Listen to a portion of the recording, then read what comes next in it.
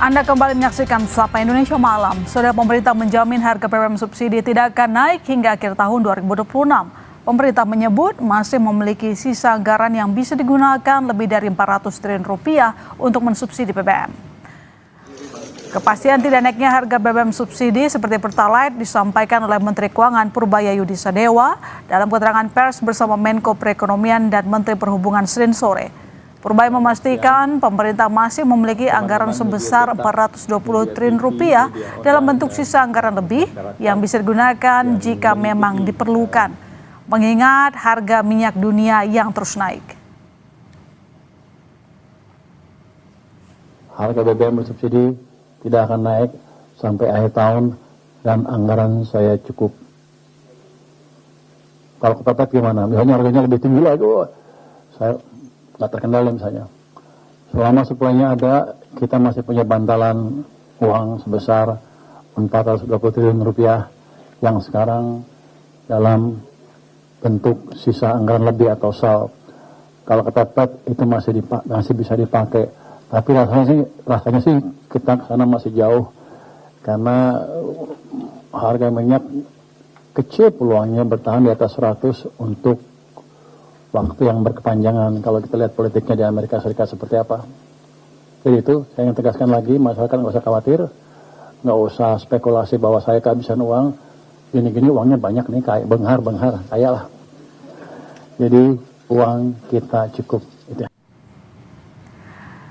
Meski perang di Timur Tengah terus berlanjut, pemerintah menjamin harga BBM bersubsidi tidak akan naik hingga akhir tahun nanti. Pemerintah menegaskan APBN kita kuat untuk mengantisipasi perkembangan situasi geopolitik dan geoekonomi global. Kita ulas lebih dalam hal ini bersama Wakil Ketua Komisi 11 DPR RI Muhammad Hekal dan peneliti Center of Reform of Economic Core Yusuf Rendi Manilet. Selamat sore Mas Yusuf.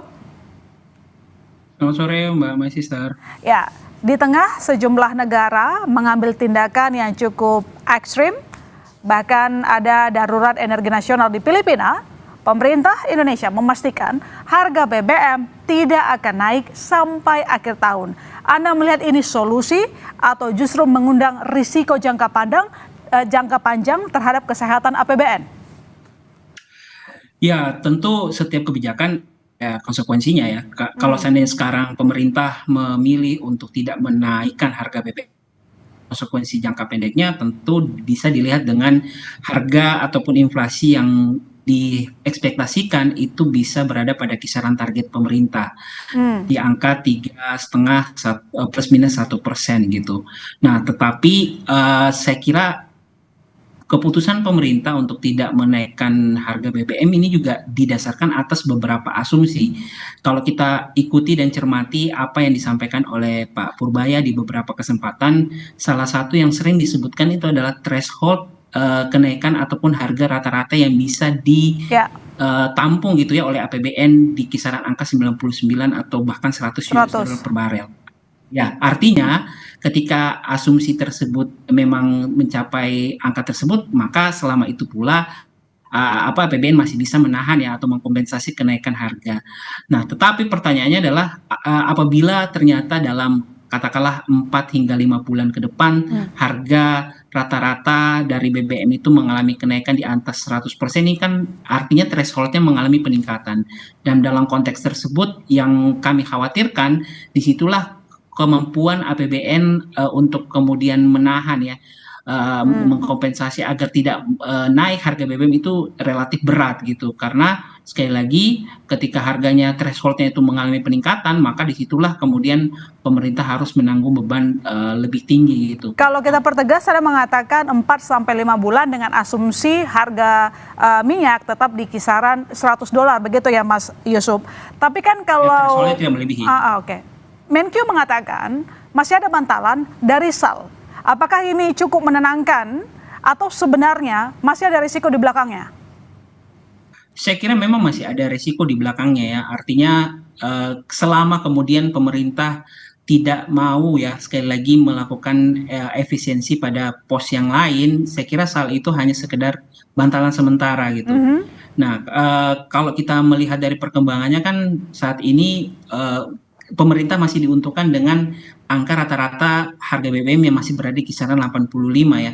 Nah, tetapi kalau seandainya angka rata-ratanya ini mengalami peningkatan seperti yang kita diskusikan di awal gitu, saya kira kita bukan tidak mungkin angka SAL yang disampaikan oleh Pak Purbaya tadi itu juga belum tentu cukup gitu, karena di saat yang bersamaan kan pemerintah harus menanggung kompensasi kenaikan harga BBM, dan di saat yang bersamaan juga harus memastikan beberapa program belanja strategis dan juga rutin itu tetap berjalan gitu. Jadi saya kira memang perlu hati-hati juga gitu kalau kita berbicara seberapa kuat bantalan yang dipunyai atau dimiliki oleh pemerintah saat ini. Mana lebih beresiko, Mas? Satu sisi kan kalau pemerintah tidak menaikkan harga BBM subsidi, maka kan harapannya daya beli masyarakat tidak tergerus, begitu kan? Nah, tapi apakah Anda punya proyeksi lain, mana yang paling berbahaya, tidak menaikkan harga BBM atau tetap dengan harga yang sekarang, sehingga apakah masyarakat bisa tercipta sense of crisis-nya dengan langkah yang diambil saat ini?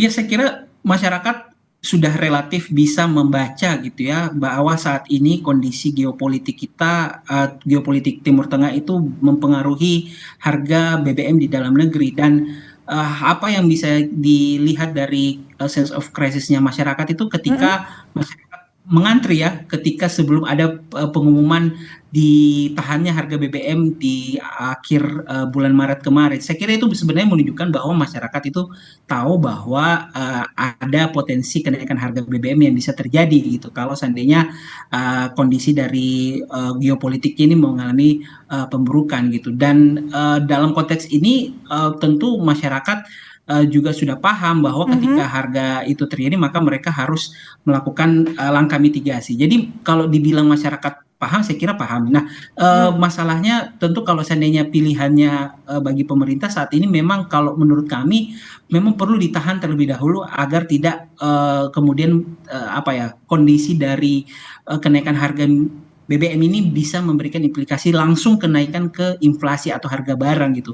Karena kalau seandainya tidak ditahan, terutama di periode setelah Lebaran, ada dua implikasi yang kemudian bisa terjadi gitu. Yang pertama, tentu daya beli masyarakat akan tergerus ya, karena angka inflasinya langsung sangat tinggi, dan yang kedua faktor tadi ada. Tapi masalahnya, Mas Yusuf, kita sama-sama tahu pemerintah lembaga utang internasional downgrading posisi kita, posisi utang Indonesia. Lantas apakah ini dengan kebijakan tersebut justru menambah bayang-bayang ketakutan para investor untuk masuk ke Indonesia karena ketidaksehatan APBN? Mungkin nanti dijawab Mas Yusuf. Kami segera kembali saudara, tetap di Sapa Indonesia Malam.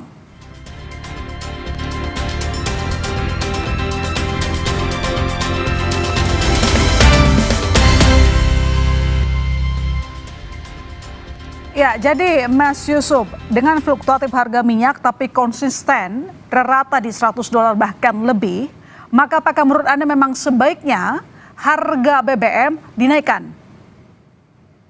Oh, kita punya hitung-hitungan kalau misalnya harga minyak sampai dengan akhir tahun nanti itu secara rata-rata tidak melebihi $100 per barel, dan di saat yang bersamaan kemudian pemerintah tidak melakukan penyesuaian di ruang belanja, sebenarnya pemerintah masih bisa melakukan pembatasan atau tidak menaikkan harga BBM. Jadi thresholdnya kami itu sebenarnya hitungannya hingga maksimal $100 per barel.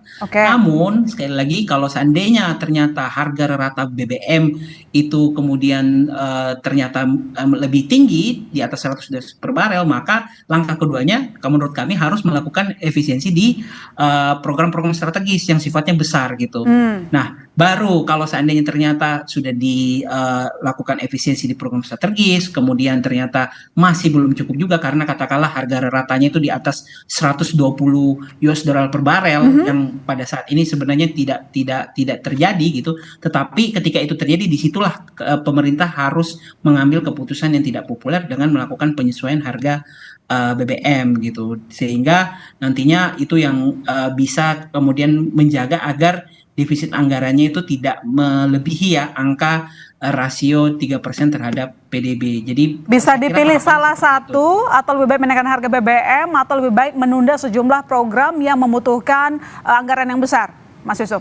Yes, saya kira saat ini memang yang strategis adalah menunda sementara waktu program-program yang besar gitu. Apalagi momentumnya saya kira cukup tepat gitu ya. Oke. Kita masih berada di awal tahun, pemerintah juga belum banyak menjalankan programnya secara masif gitu ya, karena baru di kuartal pertama.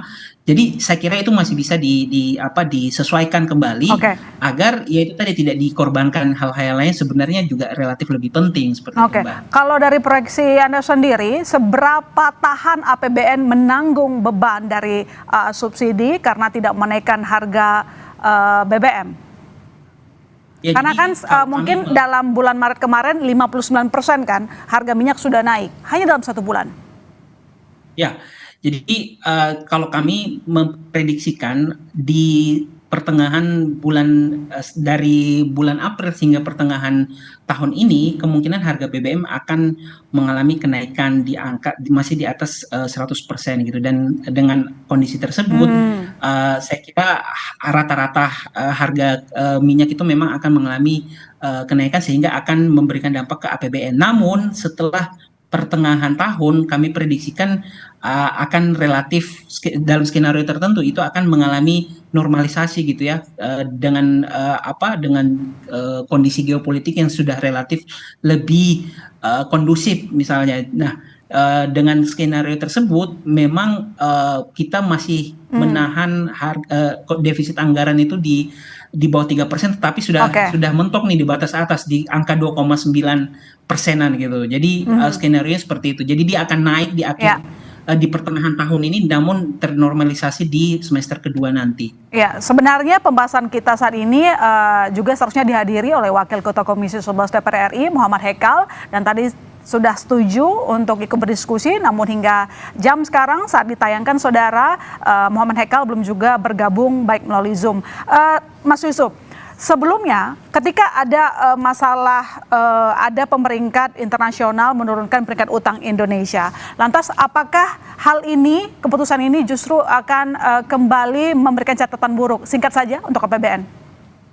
Ya, tentu ini akan mendapatkan catatan dari lembaga pemerikatan rating. Apalagi kalau kita lihat di catatan yang disampaikan, pemerintah itu disoroti mengenai pengelolaan anggaran, terutama pada program-program strategis yang dinilai belum cukup mampu untuk bisa dibelanjakan atau bisa dieksekusi oleh pemerintah gitu. Nah, sekarang saya kira pemerintah punya peluang ya untuk kemudian semacam memberikan pembelaan dengan cara melakukan realokasi pada program-program ini gitu. Jadi pemerintah punya semacam pembelaan untuk kemudian menindaklanjuti apa yang concern oleh para lembaga pemerikatan rating ini. Baik, terima kasih Mas Yusuf telah bergabung di Sapa Indonesia Malam. Selamat malam, Mas.